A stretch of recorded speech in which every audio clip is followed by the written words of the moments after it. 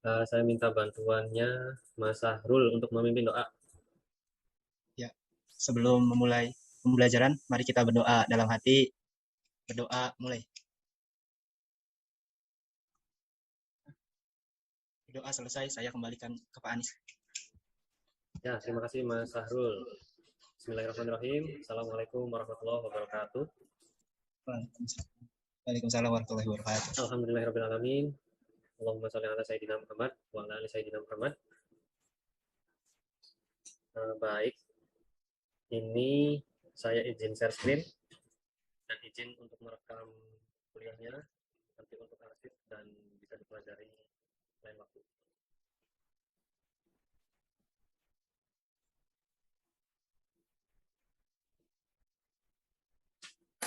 Layar saya sudah kelihatan?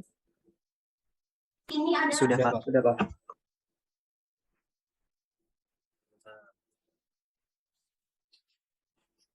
Baik, hari ini kita belajar tentang kriptografi dan pengamanan data.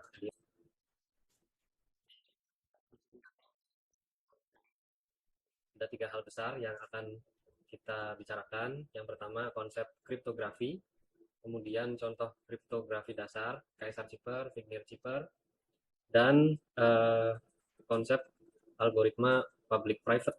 Gitu. Nah, ini untuk kaitannya dengan RPS di pertemuan kali ini, untuk manfaat sesuai subjek MK ke-13, yaitu memahami konsep kriptografi dasar dengan contoh klasik Caesar dan Wigner Cipher, juga cara kerja algoritma kunci public private. Nanti relevansinya di dunia kerja, kalian akan bisa melindungi kerahasiaan data dalam proses transmisi atau pertukaran informasi di web, di aplikasi mobile kalian, seperti itu. Nah, untuk petunjuk belajar, nanti kita pertama akan ada pretest, jadi untuk mengetahui pengetahuan dasar kalian sebelum adanya pemaparan, nanti ada link yang saya share. Nah, itu kalian silakan isi, waktunya cukup 5 menit. Nah, kemudian nanti materi ini dan penyertanya sudah disediakan pada suatu link. Nanti ada di deskripsi video, rekaman video ini. Dan yang ketiga ada bahan penyerta, yaitu media interaktif berbasis web atau HTML. Nanti di materi juga bisa kalian buka di browser. Nah, setelah selesai, ada post test setelah materi untuk mengetahui sejauh mana pemahaman kalian setelah adanya perkuliahan ini. Nanti kalau ada pertanyaan, silakan disampaikan. Baik, pertama ini link untuk pretestnya. Silakan mulai dibuka. Ini waktunya berarti sampai 14.36. Ya, silakan dimulai.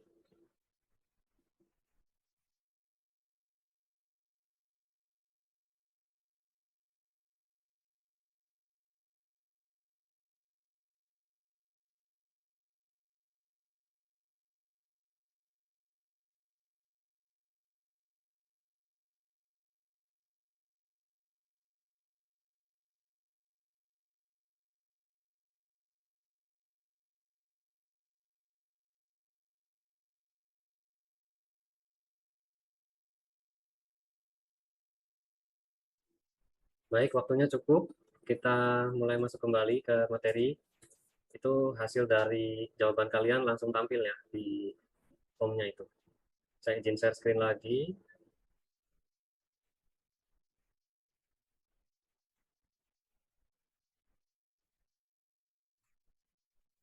Nah, oke. Jadi sebelum kita masuk ke bagian enkripsi, sebetulnya ada beberapa istilah. Ya. Di sini ada encoding, atau encode, enkripsi, dan hash. Nah, ketiganya itu sebetulnya mirip-mirip, tapi ada perbedaan. Ya. Jadi di sini untuk encode itu dia pada dasarnya konsep paling sederhana dalam mengubah data menjadi format yang baru, dia mengikuti suatu kaidah atau skema. Nah, tapi skemanya itu belum terlalu kompleks, jadi sebatas mengubah ke satu bentuk ke bentuk yang lain. Nah, ini misalnya base64, gitu kalau di kode program. Nah, kemudian kalau enkripsi, dia mengubah data dari misalnya kata gitu ya, atau string, istilahnya di sini plain text atau teks yang masih masih murni, yang masih polos, kemudian ke dalam bentuk lain yang disebut ciphertext, dan dengan cara yang rahasia.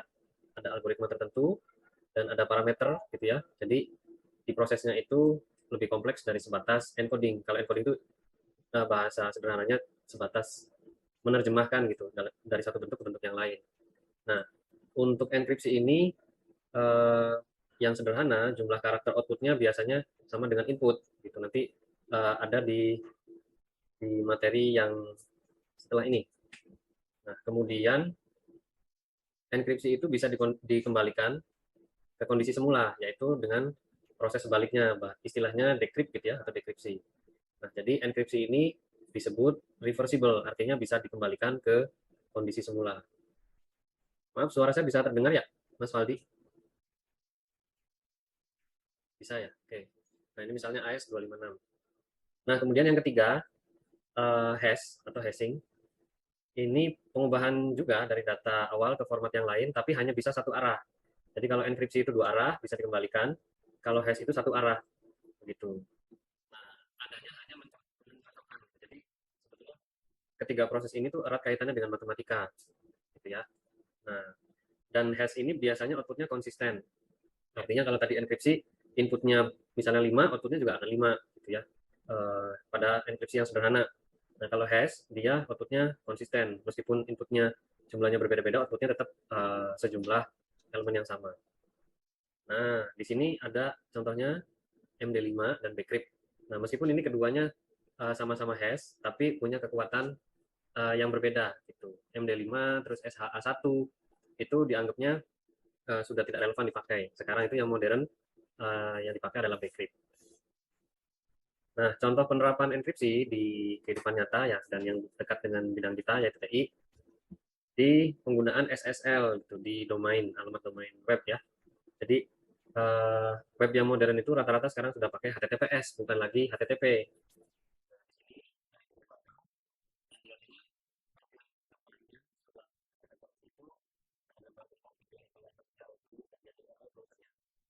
Nah, di sebelah kanan ini ada gambaran bahwa yang HTTP ini ketika ada transmisi atau transaksi data, nah ini datanya masih polosan gitu, tidak diubah dulu. Jadi apa namanya, di HTTPS data yang dikirimkan itu nanti disembunyikan dulu, tidak tidak apa adanya. Makanya disebut HTTPS ini lebih aman. Nah, kemudian kita masuk ke konsep kriptografi. Jadi sebetulnya kriptografi itu seni ya, atau ilmu untuk menjaga keamanan atau kerahasiaan suatu pesan. Nah, ini kaitannya sebetulnya dengan matematika, dan kriptografi ini punya tingkat keamanan yang ditambah ketika pemrosesan, penyimpanan, dan komunikasi data. Nah, jadi kriptografi ini kaitannya dengan keamanan komputer, yaitu di sisi confidentiality atau memastikan kerahasiaan, integritas, autentikasi, dan ketidaktahuan. Jadi data yang dikirim itu oleh pihak lain, ya harapannya tidak diketahui. Gitu. Hanya diketahui oleh pihak yang mengirim dan menerima. Nah, kemudian di sini ada gambaran untuk algoritma kriptografi ini. Jadi ada teks yang masih polos, kemudian ada proses enkripsi sehingga teksnya berubah menjadi ciphertext, dan untuk mengembalikannya ada proses decrypt, baru nanti bisa dikembalikan ke teks aslinya. Nah, dan di dalam proses enkripsi dan dekripsi ini ada kunci nanti yang nanti mempengaruhi proses matematisnya. Gitu. Jadi analoginya sama dengan gembok dan kuncinya. Tadi sudah sempat dijelaskan dalam enkripsi ada 3 istilah, plain text, kemudian key atau kunci, dan ciphertext atau hasil dari enkripsi. Nah, satu lagi dekripsi itu untuk mengembalikan data ke aslinya, ke semula. Nah, jadi kita sedikit melihat sejarah. Nah, di sini sekaligus contoh, kita akan bicarakan Kaisar Cipher dan Vignere Cipher. Jadi sebetulnya ini dari Julius Caesar gitu. Jadi beliau itu punya niatan mengirim pesan kepada orang lain. Nah, tapi ketika mengirim pesan itu punya kekhawatiran pesan yang entah itu dikirim atau dititipkan ke orang lain, di perjalanan pesannya itu dibaca gitu. sehingga tidak lagi rahasia, padahal bisa jadi pesannya itu pesan penting ya, atau misalnya tentang hal-hal privat, atau misalnya tentang perang gitu ya, kaitannya dengan perang, jadi agar tidak diketahui oleh musuh. Itu contoh kriptografi yang paling sederhana nanti. Nah, kemudian ada sedikit modifikasi nanti di Vigneri Cipher. Kita sambil nanti lihat contohnya aja. Nah, sebelum kita bahas tentang Kaisar Cipher, barangkali ada yang mau ditanya dulu, silakan.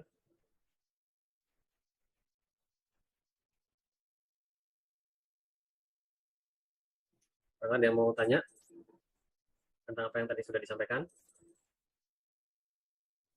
Oh, ini Mas Febi udah raise hand. Silakan Mas Febi. Izin bertanya ya Pak. Kan tadi Bapak menjelaskan tentang HTTP dan HTTPS gitu ya. Nah, pertanyaan saya itu kenapa web zaman sekarang tuh kebanyakan menggunakan HTTPS Pak ketimbang HTTP? Sekian Pak. Oke, terima kasih Mas Febi Maulana. Nanti saya catat namanya untuk poin tambahan. Pertanyaannya saya ulangi, jadi kenapa web modern lebih memilih HTTPS dibanding HTTP? Sebentar, saya sambil share screen.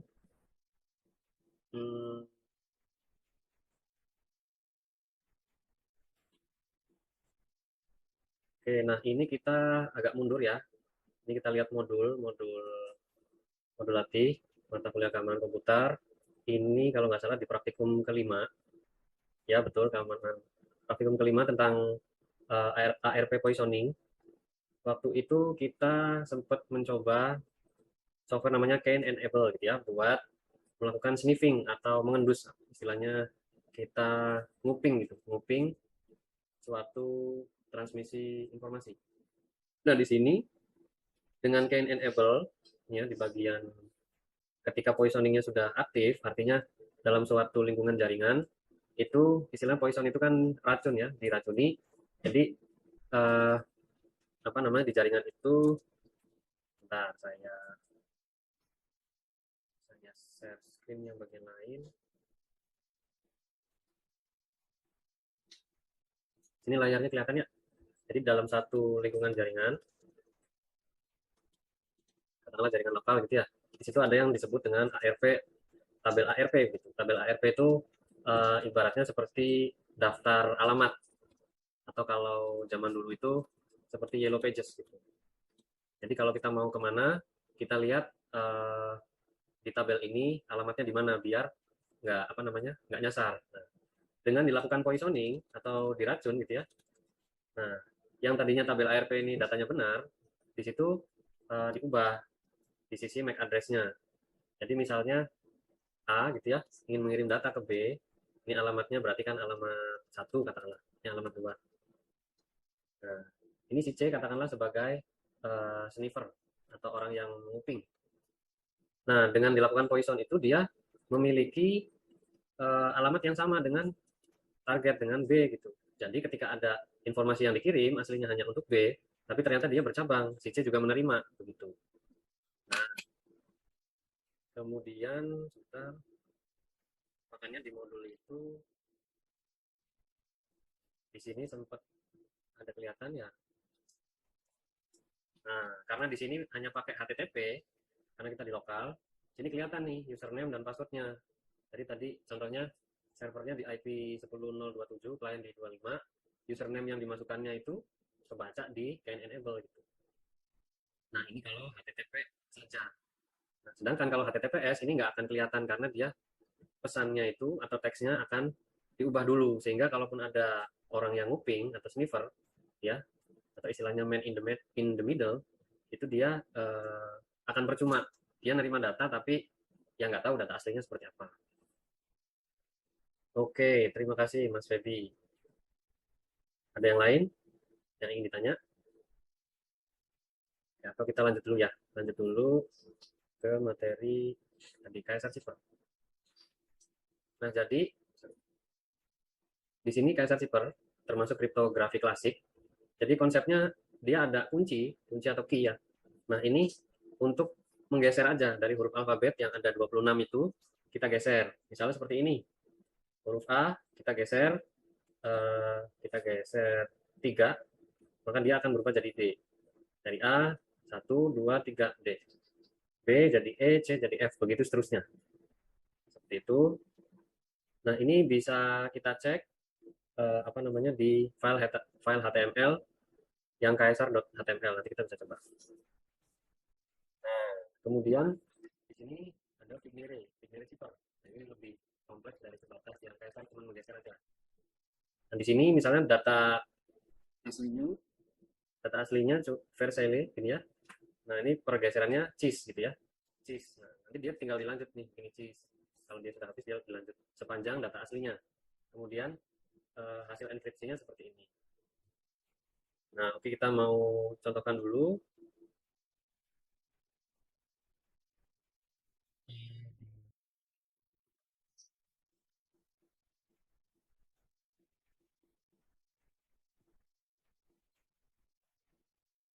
Saya share screen lagi. Nah, ini di bagian kiri.htm. Nah, ini kita lihat ada alfabet di atas dan di samping kiri ya. Nah, kita tinggal cocokkan. Misalnya tadi Versa ini berarti huruf pertamanya V gitu ya. Kita boleh yang atas, boleh yang samping, kita V, kemudian kunci pertamanya huruf C. Nah, kemudian ketemulah apa namanya irisannya di huruf X begitu. Jadi hasil Vignere zipper antara V dan C itu jadi X. Seperti yang tadi di apa namanya di PPT yang kita tampilkan. Nah, kalian nanti bisa nyoba di HTML itu yang sudah saya share dengan modul dan PPT. Jadi kalian bisa pelajari langsung di laptop masing-masing. Nah, kemudian sebentar.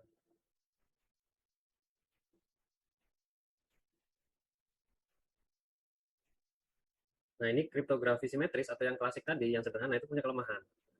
Nah, tadi nyambung dengan pertanyaan Mas Febi, yaitu ada man in the middle, gitu, orang yang nguping di tengah-tengah. Dia bisa mencuri informasi, padahal harusnya tidak punya hak, gitu ya. Nah, bagaimana cara mengatasinya? Yaitu dengan algoritma public private key ini. Tuh. Nah, ini bisa disimulasikan dari HTML yang namanya PPK. Oke, sebentar kita cek.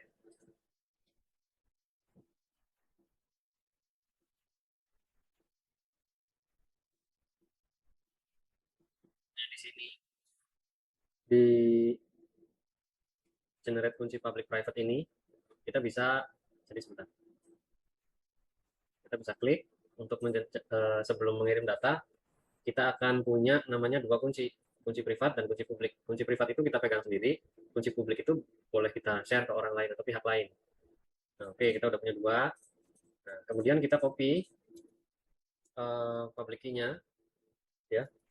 Nah, kemudian kita misalnya pesan aslinya saya ketik di sini Arul Rahman. Kemudian saya enkripsi dengan public key. Hasilnya seperti ini. Ya, nggak bisa dibaca.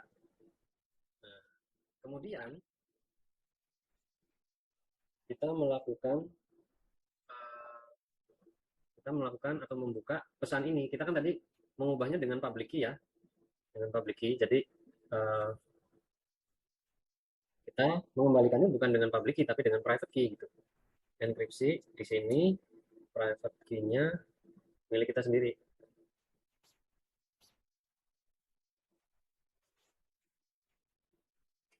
Nah, datanya Alur Rahman keluar. Nah, hebatnya di konsep public dan private ini kita mengenkripsi dengan kunci yang public tapi membukanya dengan yang private begitu. Sebentar, ini saya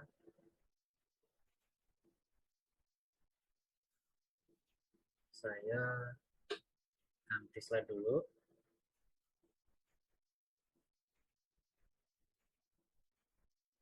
Nah, di sini misalnya ada suatu user, dia bilang, aku mau mengirim data. Nah, kata servernya, baik, tunggu dulu ya. Nah, si servernya akan mengenerate dua kunci, public dan private. Nah, kemudian kunci public dari servernya di-share ke si user, gitu ya. Nah, setelah itu, user akan memproses pesan yang akan dia kirim dengan public key dari si server tadi tuh, yang kita contohkan. Kemudian, data yang sudah dienkripsi dikembalikan ke server. Server akan membukanya bukan dengan kunci yang dikirim ke user, tapi dengan kunci privat yang ada di server. Nah, datanya sudah bisa diterima oleh server data aslinya. Jadi seperti itu. Nah, kita pada kesimpulan, kita sudah belajar tentang 3 hal ini. Nah, barangkali ada pertanyaan terkait yang sudah disampaikan. Izin bertanya Pak. Silakan Ham. Iya, Pak. Saya kan mempunyai fitur terkait BCR PT dan MD5 Pak. Namun saya tidak mengerti Pak, perbedaan mengapa BCR PT itu lebih unggul dibanding MD5. Kurang lebih Oke, pertanyaan saya. sebentar. Kamu ada proyek aplikasi web atau mobile nggak yang terkait enkripsi, misalnya di login, proses login atau register user gitu, barangkali bisa di-share screen, Ham. Bisa Pak.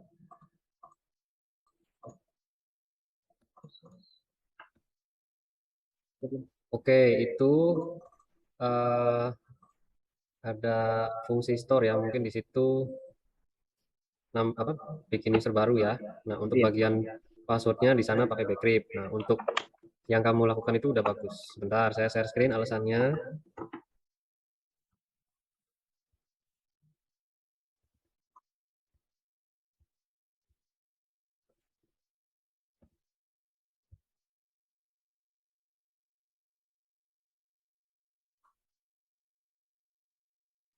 Tampilannya udah kelihatan ya? Belum. Belum di stop berarti, Ham. Sebentar. Ini kelihatan ya? Nah, saya coba contohkan yang MD5. Misalnya ini. Nah, saya misalnya punya teks Polindra misalnya. Kemudian saya generate hasil MD5-nya. Nah, misalnya ini MD5-nya seperti ini. Kemudian saya coba Bcrypt generator. Nah, kalau di Bcrypt, misalnya tadi saya punya Polindra, ini round itu berapa kali putaran atau berapa kali kelipatan prosesnya. Yang standar itu 10, 12 lebih kuat. Maksudnya 10 itu masuk standar bagus, tapi komputasinya juga nggak terlalu berat. Nah, hasilnya seperti ini. Kalau di MD5, coba saya googling juga MD5 decrypt-nya atau buat memecahkannya. Oke, ini saya copy. Apakah di sini bisa membuka? Oke, di sini.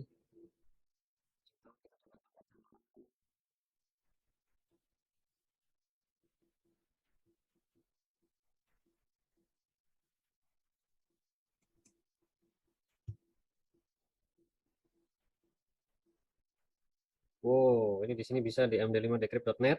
Kelihatan data aslinya Polindra dalam waktu 0,48 detik. Nah, kenapa kok web ini bisa meretas ya, membuka data asli? Jadi sebetulnya dia MD5 kan termasuknya hash, harusnya tidak bisa dikembalikan gitu ya, satu jalur, satu arah. Nah, tapi ini proses membuka data aslinya dengan cara dia ngecek gitu. Jadi di sini kan bahasanya mana tadi ya?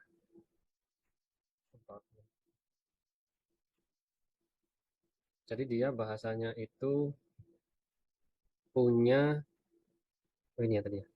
Punya 15 miliar data atau kamus gitu ya atau database, dia akan mencocokkan gitu, mencocokkan hasil enkripsinya.